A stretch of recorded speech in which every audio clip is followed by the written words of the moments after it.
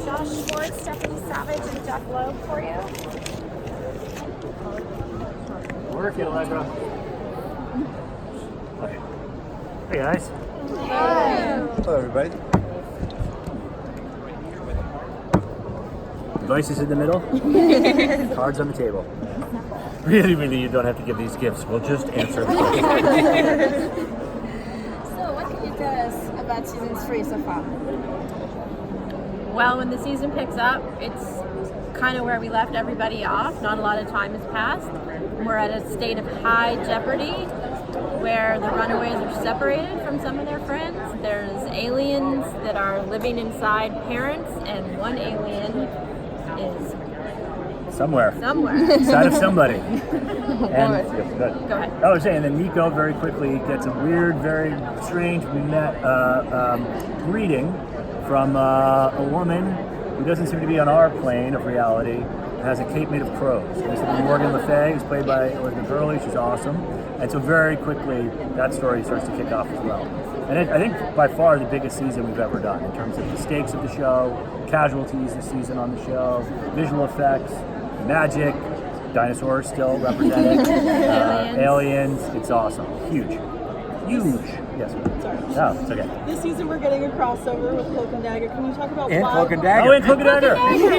It was almost so big, we forgot. Can you talk about why you thought this season was the right time to bring them in? Because I know you've been watching. Because Jeph finally said, okay. We've been asking. It's funny because, to people who don't make the shows, it sort of feels like, well, it just seems like all you got to do, like in comics, like you just write it in and draw it. Believe me, I've been that guy. In production, it often has to do with people's availabilities and whether or not they can do that and whether or not the schedules work and all of that. But also, more importantly, is the story right for it. And Marvel tends to, in the first season, tend to want to make sure that the audience is getting to know the characters and what's going on. Last season, it was a situation where both shows were shooting at the same time.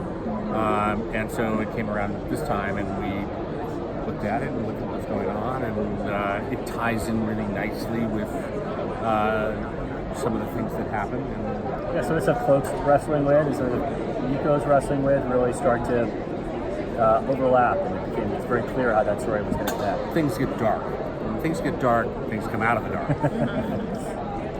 Will we finally get to see some of the time travel like continuously going to be dropped? Oh, good question. Well, because this is a Marvel show, we can't answer, but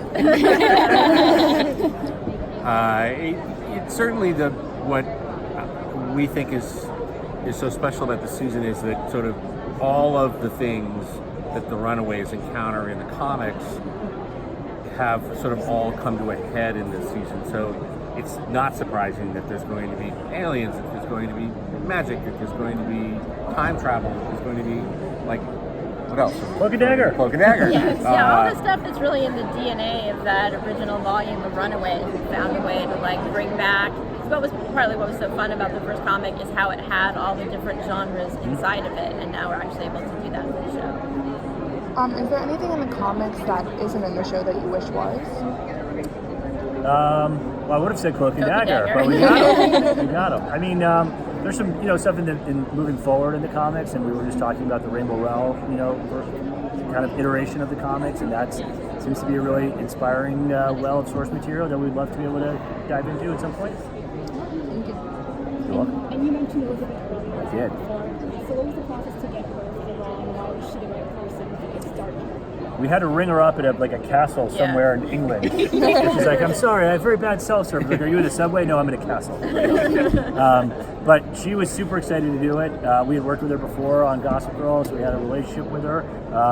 And We were looking for someone to play a very clever, witty, charismatic, mean witch. If she was British, all the better. Yeah. She ticked all the I mean, boxes. she really did. It was one of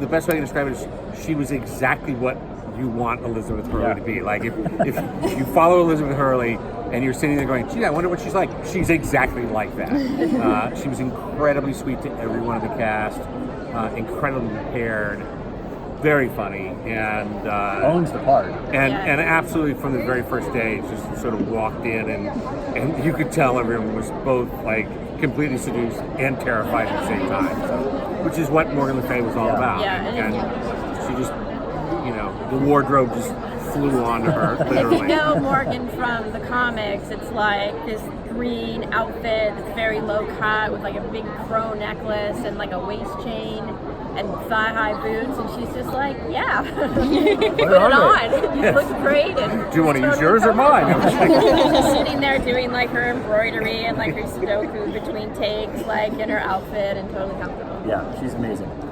We see in the first episode already that Gert is slowly discovering her, link with Old Lace, and of course we'll be seeing more of the growth and the powers within the other kids in the Runaways. Can you talk a little bit about that as they slowly discover more and more about their powers and what we can see in that in this season? I mean, it's a coming of age story, right? So as these kids continue to grow up and come into their powers, they're starting to discover new things, some things which are good things, like Gert discovering other connections that she has with Old Lace or other ways that she and Old Lace can interact. And sometimes it doesn't go so well. So all of a sudden Nico has become powerful, starts to worry that she's become too powerful or that she can't control her powers. So I think for everybody, their powers are sort of manifesting in different ways. And Molly's always agitating she wants to be a vigilante. She wants to go out there and really use her powers. And other characters want to stay more hidden. So all of those things kind of continue and create conflict within the group. Yeah. And as with everything on this show, and as with everything that they do, it is all a metaphor for growing up and learning about yourself and whether or not you should push forward in life or whether or not you're being too aggressive.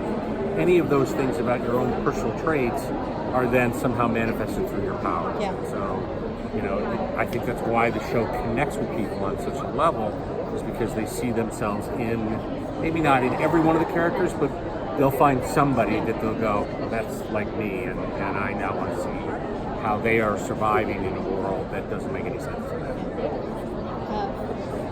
Since we're doing Cloak and Dagger in Runaways, do you hope to someday do Runaways in Just a lot more of the Runaways. It's very easy to bring two people into your giant underground mansion, and you're bringing our whole cast and a Especially dinosaur. when he's got a cloak. Right. It's also makes it easier to travel. If you could throw that around Old Lace, it would help with the transportation issue. All right, thank you. Thank you. Take care.